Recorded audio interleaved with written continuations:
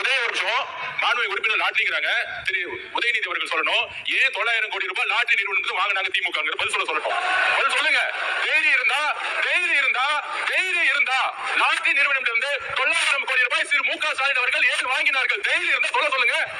அப்ப சொல்லுங்க. நான் எந்த தொழிலும் இல்லை, எந்த நிறுவனம் நடத்தல. தைரியம் இருந்தா ஏன் நடத்துறாங்கன்னு சொல்லுங்க. அதுக்கப்புறம் பதில் சொல்லலாம். மாண்புமிகு எதிர்க்கட்சி தலைவர்.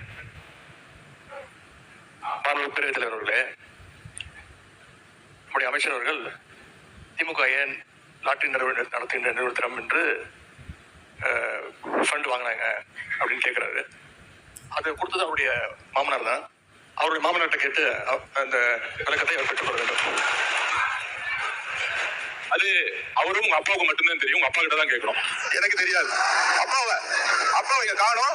வீட்டுக்கு போய் உங்க அப்பாட்ட கேளுங்க. உங்க அப்பா கரெக்டா சொல்லுவாரு. ஏன் வாங்கினாரு உங்க அப்பா சொல்லுவாரு.